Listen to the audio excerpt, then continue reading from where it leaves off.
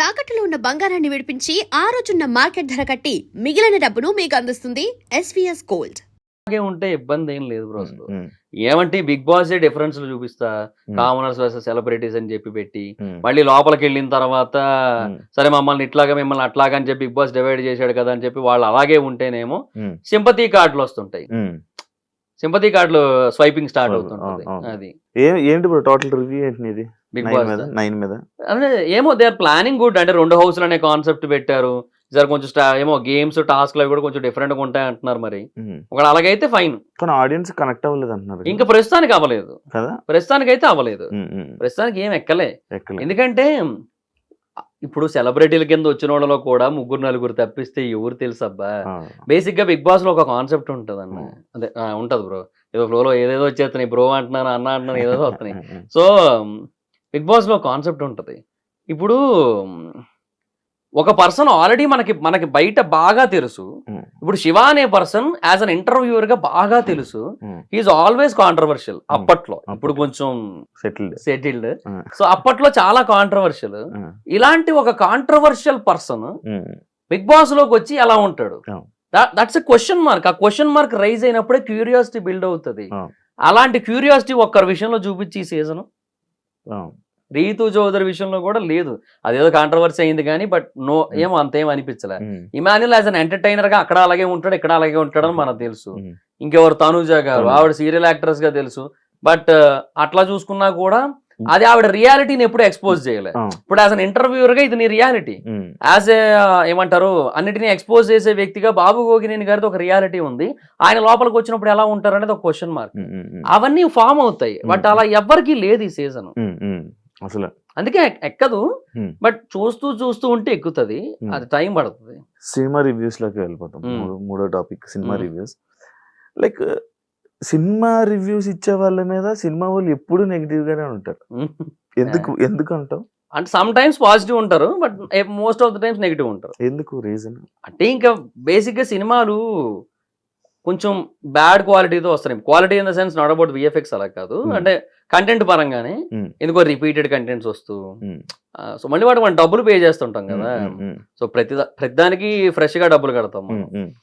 So already ఇంత ముందు ఒక 2-3 సినిమాల్లో ఏదైతే కాన్సెప్ట్ వచ్చిందో దాన్ని ఇడిదిప్పి ఇప్పుడు ఇంకో సినిమా కింద రిలీజ్ చేశారు అనుకో, దానికి మనం ఎందుకు ఫ్రెష్ గా డబ్బులు ఇవ్వాలి? అదొక కాన్సెప్ట్ ఉంటది. సో అందువల్ల ఆడియన్స్ చాలా మంది రివ్యూస్ కి ఎడిక్ట్ అయ్యారు. సినిమాలు బాగోకపోవడం, దానికి ఏమో ఓవర్ హైప్ ఇవ్వడం బాగోని సినిమాలకు కూడా.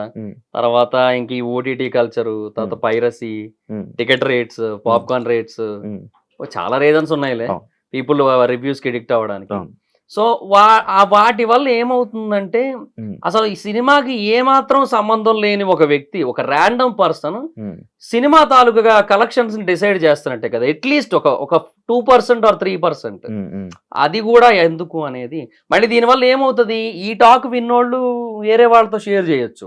ఇప్పుడు పలానా రివ్యూర్ ఇట్లా చెప్పాడు బాలేదని, దాన్ని చూసిన 1,00,000 మంది ఇంకొక 1,00,000 మందికి నోటితో చెప్పొచ్చు, అక్కడ చూశాను రా బాలేదన్నారు అది ఇది అని చెప్పి. నేను ఎప్పుడు చూస్తాను ఆయన జెన్యూన్ గా చెప్తాడు, ఆయన బాలేదన్నాడు సో బాలేనట్టే సినిమా ఎందుకు వేస్ట్ అన్నాడు అనుకో, 2,00,000 మంది అయిపోయినట్టే. 2,00,000 × 200 కలిసి 4 కోట్లు కదా, అయిపోయినట్టేగా. లైక్ అంటే ఇదే ఇప్పుడు సినిమా వాళ్ళు వాళ్ళు ఎంతో కష్టపడి ఒక సినిమా తీస్తారు.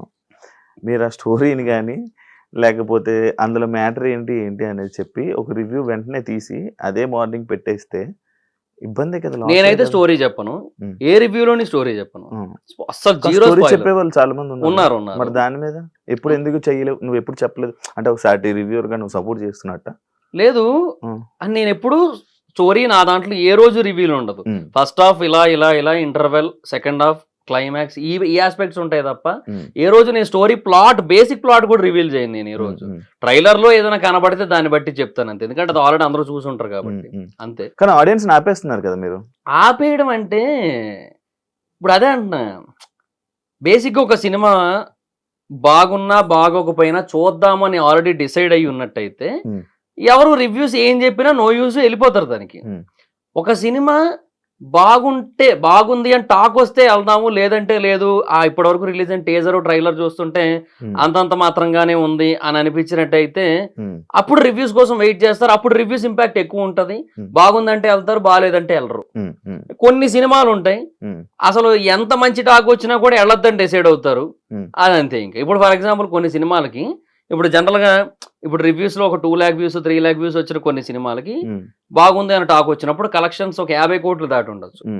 కొన్ని సినిమాలకి బాగుంది అని టాక్ వచ్చినప్పటికీ అంతే వ్యూస్ వచ్చినప్పటికీ కూడా రివ్యూస్ లో కలెక్షన్స్ 5 కోట్లే ఉండొచ్చు. అంతే ఉంటది. ఇప్పుడు ఫర్ ఎగ్జాంపుల్ చాలా సినిమాలు ఉంటాయి. పృథ్వీరాజ్ సుకుమారన్ గారిది ఆడు జీవితం సినిమా వచ్చింది, దానికి మంచి టాకే వచ్చింది మన దగ్గర. అంటే కొంచెం లాగ్ అయిందనే ఫీల్ వచ్చినప్పటికీ కూడా ఆ కాన్సెప్ట్ ని చాలా అప్రిషియేట్ చేశారు, ఆయన డెడికేషన్ అప్రిషియేట్ చేశారు. బట్ మన దగ్గర ఏం రాలేదు, దానికి కలెక్షన్స్ ఏమంతా లేవు. అట్లా కొన్నిటికి వస్తాయి, కొన్నిటికి రావు. కొత్త లోకాకి వచ్చాయి, ఆడు జీవితంకి రాలేదు. ఎందుకు రాలేదంటే ఏమో చెప్పలేము. దానికి దీనికి సిమిలర్ టాకే వచ్చింది దగ్గర దగ్గరగా. ఎంత సంపాదించావు యూట్యూబ్ ఛానల్? ఒకటి అని కాదు, అన్ని కలిపి 2019 నుంచి చేస్తున్నా. సో అప్పటి నుంచి ఇప్పటి వరకు ప్రమోషన్స్ అన్ని కలిపి మోర్ దెన్ 1 ఉంటది. మోర్ దెన్ 1 year యూట్యూబ్ నుంచి. అంటే జబర్దస్త్ జబర్దస్త్ నుంచి ఏం రాలేదు పెద్ద. ఎంత ఇచ్చేవాళ్ళు అప్పుడు? అందరూ 1000 రూపాయలే.